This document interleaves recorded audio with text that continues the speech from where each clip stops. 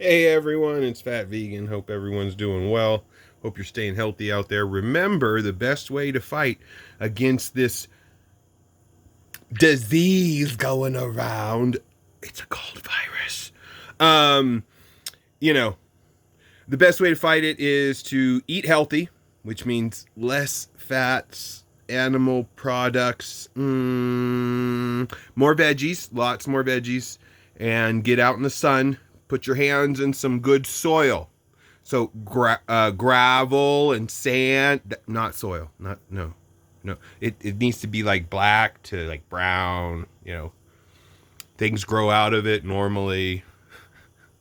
Just in case you live in Colorado, where they call dirt, well, what they call dirt is sand and gravel. It's not really dirt. So you need soil. Get those microbes in your on your skin. It's good for you. It's healthy. Keeps you happy. Stay away from the I won't go there. Not in this one. Anyways, keep in mind the Federal Reserve is a criminal scumbag organization, and you use their money, theirs. It's not yours, and it's not even money. It's their what's it called? Script.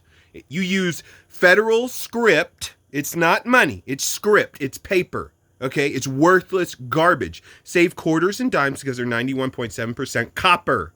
Even the US cent today is made out of zinc. And at the value of the US dollar, holding the zinc cent will actually increase your purchasing power if you melt it for zinc.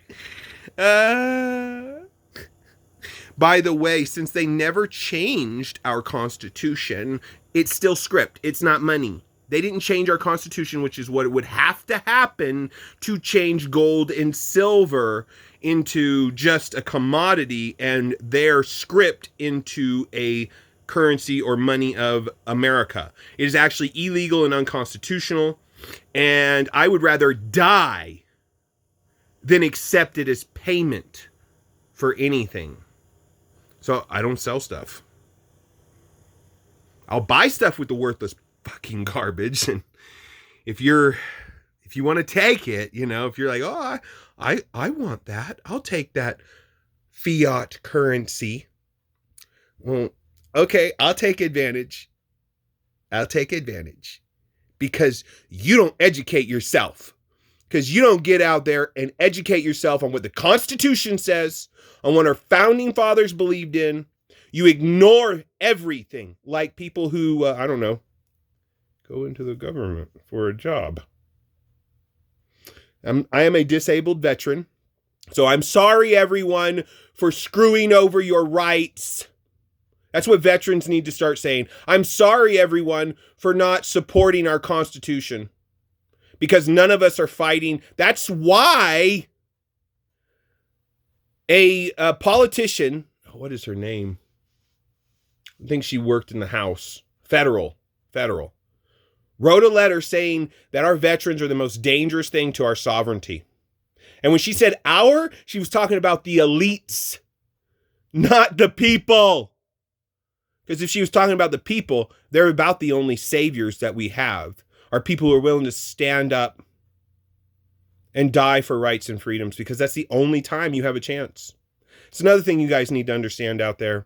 There's not a soldier alive today that has ever, if you're in America, I don't know about other countries 100%, but if you live in America, there's not a soldier today that's ever fought and died for your freedoms that is alive.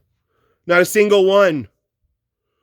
We have sovereignty over this land, or at least we did before our government threw our sovereignty away and decided they have their own sovereignty and that they are the power and not the people.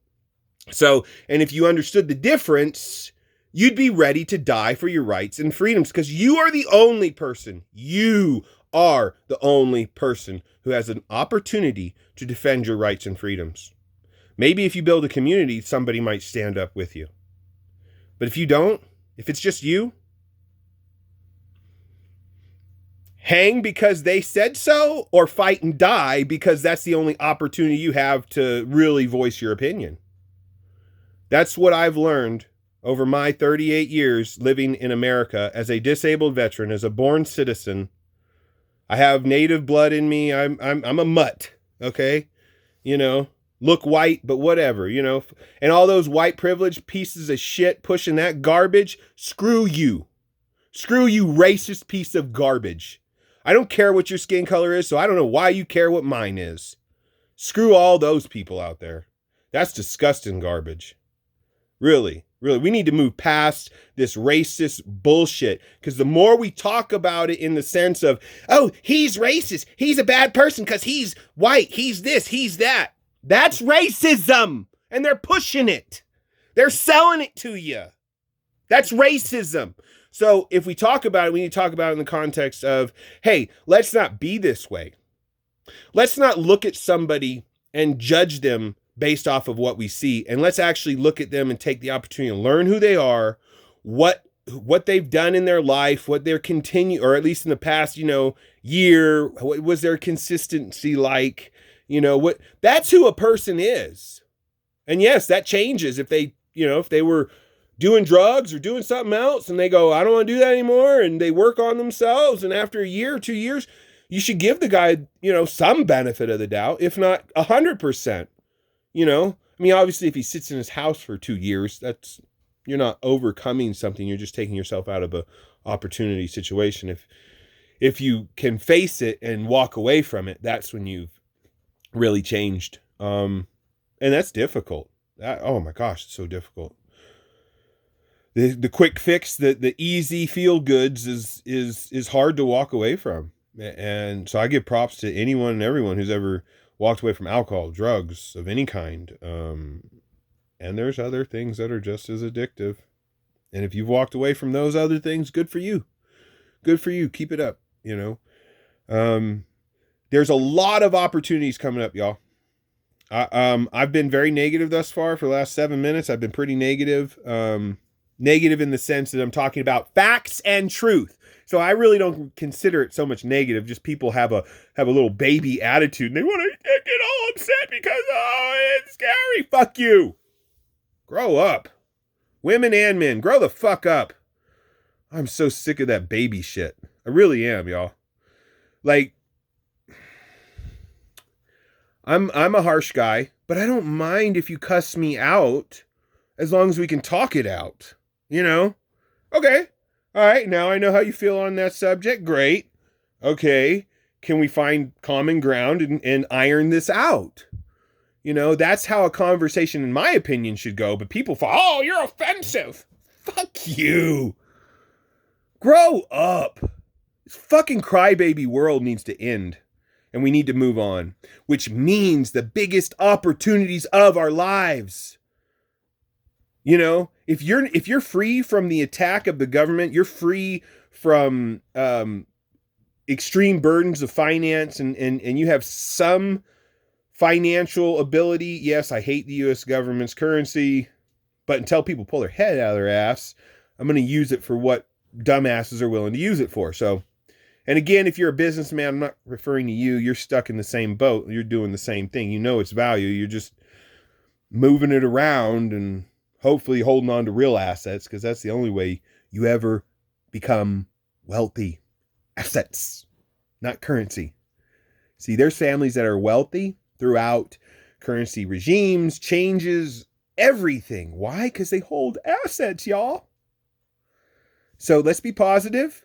Let's look forward to taking opportunities when they present themselves. So save currency, silver, gold, whatever you are going to hold, whatever you feel comfortable holding, and be prepared to exchange it for other assets that you can then change over, sell later on, whatever. And remember also, property is not technically yours. It belongs to the county. That's why they have taxes. They wouldn't be able to charge you taxes if they didn't own it.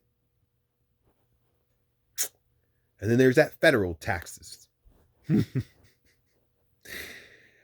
I hope I brought up some things to think about for anybody out there with an open mind who is curious and willing to think and consider and just not believe whatever those paid psychos that are on TV are telling you. I hope you wake up. I hope you move forward. I hope that we take advantage of the opportunities coming towards us. And may everyone be blessed by the one and only. Peace, y'all. Fat Vegan out. Oh, I was out.